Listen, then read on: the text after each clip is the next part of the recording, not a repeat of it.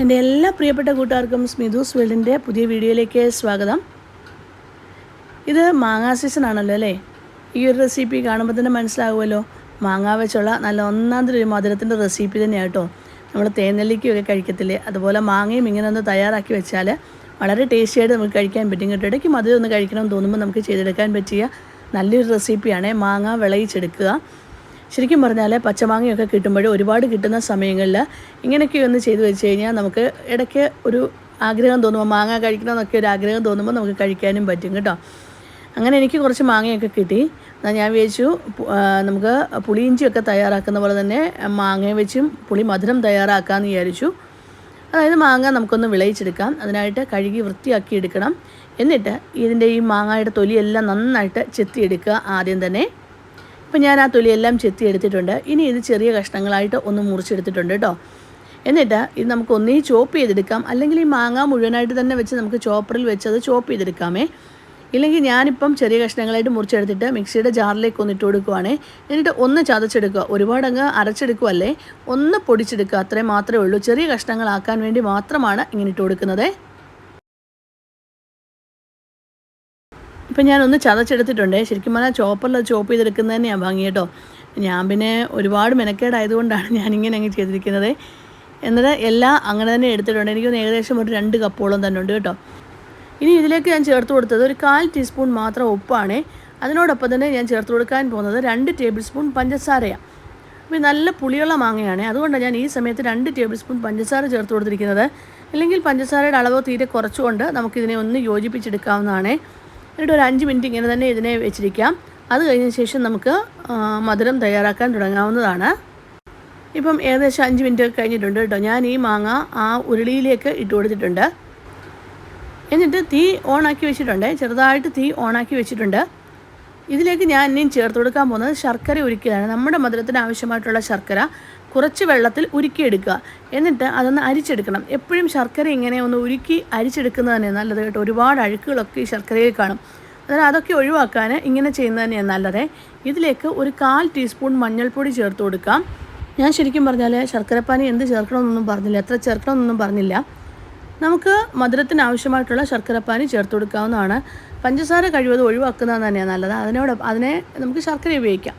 എന്നിട്ട് ഇതിലേക്ക് ഞാൻ ഇനി ഇട്ട് കൊടുത്തത് ഒരു ചെറിയ കഷ്ണം കറുവപ്പട്ടയും 3 ഗ്രാമ്പും കൂടെ ഞാൻ ഇട്ട് കൊടുത്തിട്ടുണ്ട് കേട്ടോ. ഇനി നമുക്ക് 1 ടീസ്പൂൺ ജീരകം, ഒരു ചെറിയ കഷ്ണം ചുക്കാണ്. അത് കഷ്ണം ഇത്രയും കാണുന്നെങ്കിലും തിന്നായിട്ട് അരിഞ്ഞെടുക്കുന്നത്, അതായത് വളരെ കനം കുറച്ച് അരിഞ്ഞെടുത്ത ചുക്കാണ്.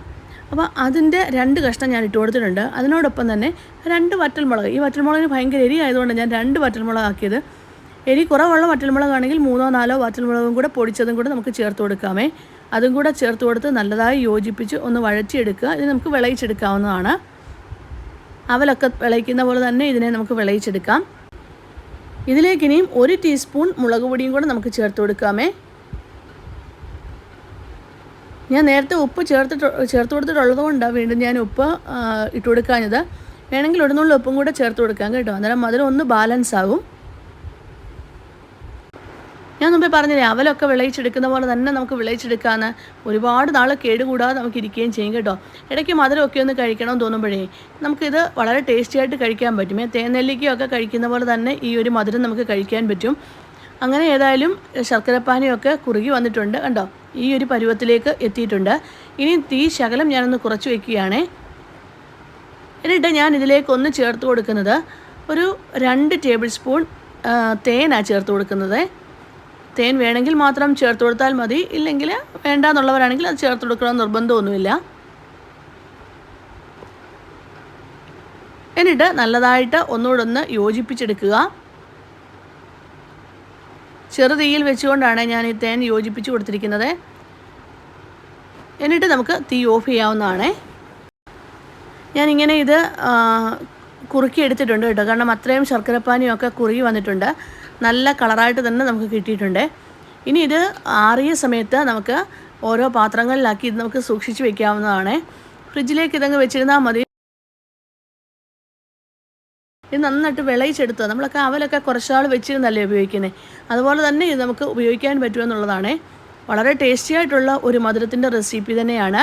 എല്ലാവരും ഇങ്ങനെ ഒന്ന് ചെയ്ത് നോക്കുക കേട്ടോ. എളുപ്പം ചെയ്തെടുക്കാൻ പറ്റിയ ഒരു റെസിപ്പി തന്നെയാണ്. ആ ശർക്കരപ്പാനിയിൽ ഈ മാങ്ങ ഒന്ന് വിളയിച്ചെടുക്കുന്ന ഒരു താമസം മാത്രമേ ഉള്ളൂ. അല്ലാതെ ഒരു ബുദ്ധിമുട്ടുമില്ല ഈ ഒരു റെസിപ്പി ചെയ്യാൻ. അന്നേരം പച്ചമാങ്ങ കടുമാങ്ങയൊക്കെ ഇടുന്ന കൂട്ടത്തിൽ തന്നെ ഈ ഒരു റെസിപ്പിയും കൂടെ ഒന്ന് തയ്യാറാക്കി വെച്ചാൽ, ഞാൻ പറഞ്ഞല്ലോ ഇടയ്ക്ക് മധുരം കഴിക്കാൻ ആഗ്രഹമുള്ളവരൊക്കെ ആണെങ്കിൽ ഇടയ്ക്ക് നമുക്കിതൊന്ന് കഴിക്കുകയും ചെയ്യാം. ചോറിനൊക്കെ നമ്മൾ പുളിയിഞ്ചിയൊക്കെ കഴിക്കുന്ന പോലെ തന്നെ നമുക്ക് എടുക്കുകയും ചെയ്യാം.